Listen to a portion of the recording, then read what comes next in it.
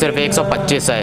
और अल्लाह के हुक्म से रसूल अल्लाह सल्लल्लाहु अलैहि वसल्लम भी मक्का से मदीने की तरफ हिजरत करते हैं। ये 1 हिजरी का वाक़या है और 2 हिजरी में गज़वा बद्र होती है, 3 हिजरी में गज़वा अहद, 5 हिजरी के अंदर गज़वा खंदक और 6 हिजरी में सुलह हुदैबिया। और अरब के लोगों ने एक ताकत के तौर पर आपको तस्लीम कर लिया। और 7 हिजरी में गज़वा खैबर और 8 हिजरी में मुसलमानों ने मक्का को फतह कर लिया। और 8 हिजरी में ही गज़वा हुनैन भी हुई, जो आखिरी जंग थी मुशरिकीन अरब के खिलाफ। और 9 हिजरी में आप रसूल अल्लाह सल्लल्लाहु अलैहि वसल्लम तबूक के लिए निकले 30,000 सहाबाओं के साथ 1.5 लाख की रोमी फौज से लड़ने के लिए। और जब रसूल अल्लाह वहाँ पहुँचे तो रोमियों का सरदार वहाँ से भाग गया और तकरीबन 40 दिन तक रसूल अल्लाह वहाँ रहे। और आपने अरब कबाइल के साथ मुआहदे किए कि या तो तुम हमारे साथ आ जाओ या फिर किसी का भी साथ ना दो। और रसूल अल्लाह के पर्दा करने के बाद फौरन अरब कबाइल मुर्तद हो गए और लोगों ने खुद को नबी बताना शुरू कर दिया। 3 झूठे पैगम्बर मुकाबले पर आ गए और खुद की फौज बना ली। हजरत अबू बकर ने इन सबसे जंग करी और 2.5 सालों में हजरत अबू बकर ने सारे फितनों का खात्मा कर दिया। और फिर हजरत उमर का दौर आया। उनके दौर में मुसलमानों ने इराक को फतह किया, जो कि फारसियों के पास था। और शुरुआत के ही सालों में जंग यरमौक हुई,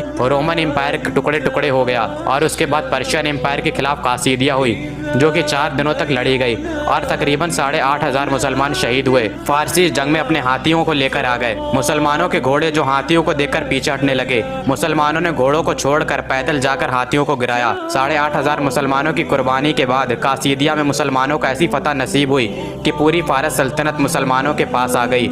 और रोमन एम्पायर, जो कि यरमौक के बाद टुकड़े टुकड़े हो गई थी, उसने देखा कि मुसलमानों ने कासीदिया फतह कर ली है, जो कि इतनी मुश्किल थी। पर्शियन एम्पायर जो इतनी मजबूत थी, उसे मुसलमानों ने हरा दिया। तो फ़ौरन रोमन एम्पायर ने कहा कि हम जजिया देने के लिए तैयार हैं, लेकिन हमारे पास जो हमारे मुल्क हैं वो हमारे पास ही रहने दें। सिर्फ 1 हिजरी में 125 बंदे मुसलमान हैं और 17 हिजरी में 3 बर्रे आज़मों पर मुसलमानों की हुकूमत कायम है। और ऐसा रेवोल्यूशन कभी भी दुनिया ने नहीं देखा, ना पहले और ना ही बाद में। और ऐसा इंकलाब की गली गली में आज भी इंकलाब है। और आज भी दुनिया के हर एक कोने में अजान होती है, लोग नमाज अदा करते हैं। और इस्लामी दुनिया का सबसे तेज़ी से फैलने वाला दीन है। आज 1400 साल गुजर चुके हैं इस इंकलाब को, और आज 1400 साल बाद भी इंकलाबी खिलाफ वैसी की वैसी है। और आप सल्लल्लाहु अलैहि वसल्लम पर आज भी लोग अपनी जान देने के लिए तैयार हैं। ये इनकलाब होता है। आप दुनिया की तारीख उठाकर देख लीजिए, कोई भी इंकलाब उठाकर देख लीजिए, कोई भी 100 सालों से ज़्यादा नहीं चला। चाहे वो फ्रेंच रेवोल्यूशन हो, चाहे रशियन रेवोल्यूशन हो, कोई भी 100 सालों से ज़्यादा नहीं चला। अरब के लोग, उनमें 2 कमज़ोरियाँ थीं। पहला कि वो जाहिल थे, अल्लाह ने उन्हें कुरान अदा किया इल्म की शक्ल में। और दूसरा कि वो एक दूसरे से लड़ते रहते थे। अल्लाह ने रसूल अल्लाह की शक्ल में एक मुबारक लीडर दे दिया, जिन्होंने सारे अरब कबाइल को एक झंडे के नीचे इकट्ठा किया। और अब रसूल अल्लाह के पर्दा करने के बाद भी अरब के कबाइल मुर्तद हो गए। और अल्लाह ने दिखाया कि ये फ़तह अल्लाह की वजह से होती है। जब अरब कबाइल मुर्तद हो गए तो क्या तब ये किसी ने सोचा था कि मुसलमान रोमन और पर्शियन एम्पायर को गिराएंगे? क्योंकि उनको तो खुद अपने मुल्क में हुकूमत करना ही मुश्किल हो रहा था।